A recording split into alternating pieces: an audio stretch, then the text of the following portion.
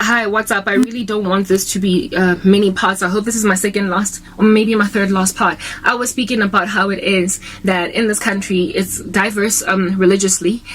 So there's not much Christian persecution, but there's not much religious persecution, no religious extremism, and everybody just has appeared to get along ever since. Anyway, I was growing up, I never got to witness any harshness religiously in this land against those who subscribe strongly to religions, and that the people who persecuted me for my faith were not Muslims, Hindus, or people outside of Christianity, not even atheists. It has been Christians, people who have professed, and by Christians I'm using that word loosely because there is no such thing as a lukewarm Christian. You are just Christian or you are not. There is no such thing as a radical Christian. You are either Christian or you are not. If you are not radical, you are not Christian. A radical Christian is the only kind of Christian there is. Everybody else is just lost, okay?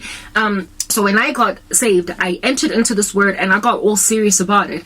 And I thought everybody was born again because, like I said, my understanding of soteriology, I don't either theology of salvation, I did not yet know it well. I did not yet study to understand that narrow is the road that leads to life and few people find it. I did not yet know that not everybody who says to me, Lord, Lord, will enter into the kingdom of heaven. I did not yet know that not everyone who praises God with their lips actually knows him because their hearts are far from him. I thought that insofar as you subscribe to Christ and you profess him and you like him, you're a fan basically, you're saved. So can you imagine the level of excitement, my buoyancy, how light on my feet I must have been when I came to, especially my friends from high school, who one of them was apparently, she told me this prior to redemption, that not prior to redemption but just as I came to Christ, that she prayed for me to get born again. When we were in high school, she was praying for my salvation. And so you know, when I was newly saved, they appeared excited because they were like, oh, finally you subscribe like we subscribe. But then when they noticed, when they observed that I was very serious in a way that they weren't, that's when the hostilities came in. So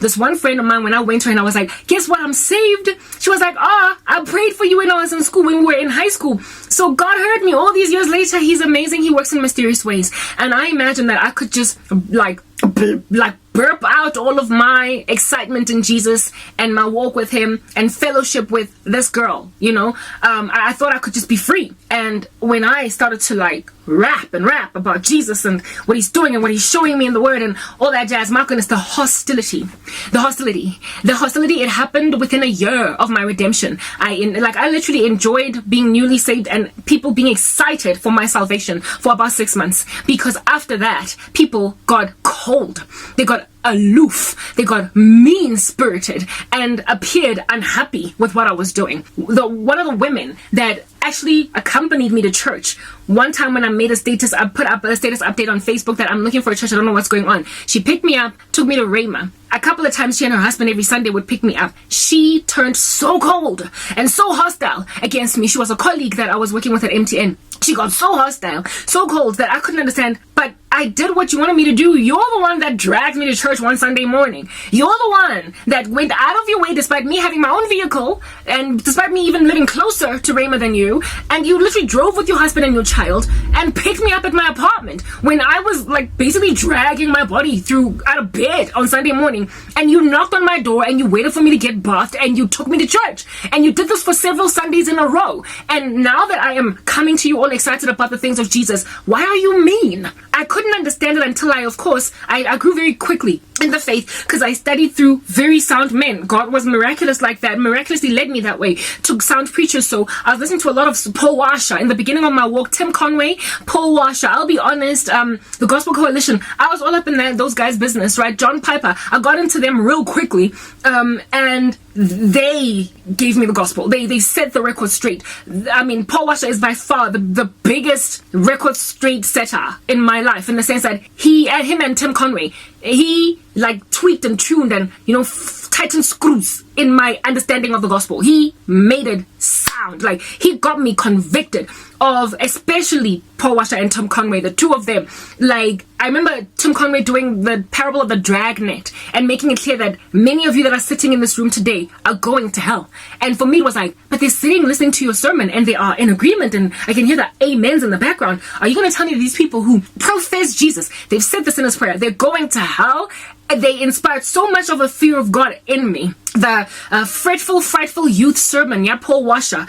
Yes, like it just put so many goosebumps on me, raised so many hairs on my skin that from the moment I encountered these preachers just never ever believed any differently. I finally understood from listening to men like Stephen Lawson, Paul Washer, Tim Conway. I finally understood what was happening there. I finally understood what was going on with my friends from high school and their hostility. And my colleague from the office who picked me up took me to church, and now she doesn't like me anymore and she's hostile. I finally got that not everybody who says to me, Lord, Lord, will enter the kingdom of heaven. So I stopped being so bright-eyed and bushy-tailed and just going in like the Flash into a room and giving people the gospel because I expected them to just embrace it as well as I did, since I read this word and I took it seriously. I started to become a lot more trepidatious. I had a lot more consternation. Basically, they made me scared to preach because they persecuted me so harshly initially, and I started to be more careful with my words and my walk, and I started to kind of be more wary of people. When I talk to them about Jesus, I try to gauge if they are getting hostile or uncomfortable and easy to see if I can maybe change the tone of the way that I speak.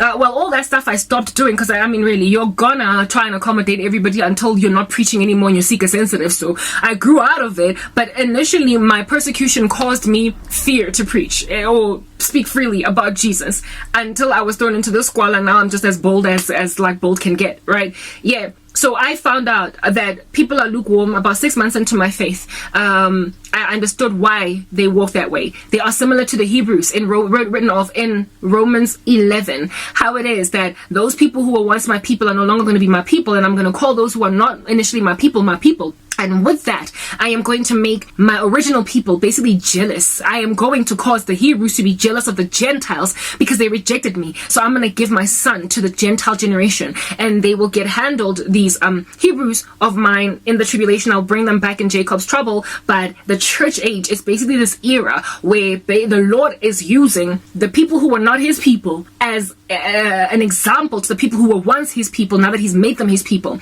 he has made the Hebrews or the Jews jealous with Christianity, and that's why there's so much loggerheadedness as well between Christians and the Jews. Even though we as the church support the Jews, and there are indeed Jews for Jesus, Messianic Jews, and there are also many Jews that appreciate what Christians are doing, especially with the whole Aliyah mission in Israel. Like the support of Jews is, even in politics, is proliferated, pontificated for the better part of the time by the Christian conglomerate in that country.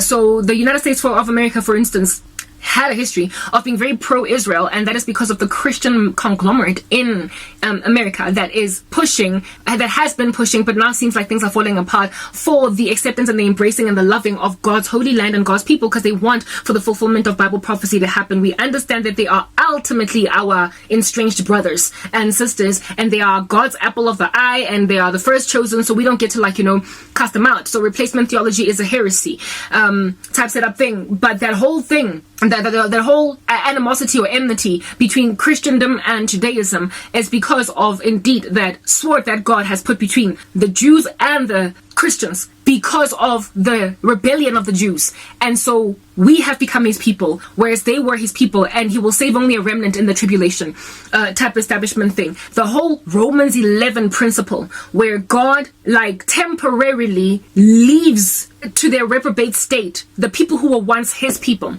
and then he uses and then causes them to be jealous over a newfound bunch of chicks under mother hen, right? That whole thing, I witnessed it happening on a secondary level with me, where people who grew up in the church, who grew up attending services, people who were called Christians all their lives, and they were doing all this Christian religious activity, they were, temporarily, I guess, rejected by God for their rebellion. And then God made the unchurched girl, who was a cold, I wasn't lukewarm, I wasn't hot, I was just cold. The girl in high school, that was the only one among the crew of friends that was not going to church at all. The fluffy girl, he went and took her and made out of her a fervent disciple, and she became his girl. She became his person. And now here it is that these people who have been growing up in church all their lives are jealous of the fervency that I was walking in. And so there's hostility, the sword, separation. And so I've been so abused and so attacked and pounced on like a beast by lukewarm Christians who couldn't stand my fervency in Jesus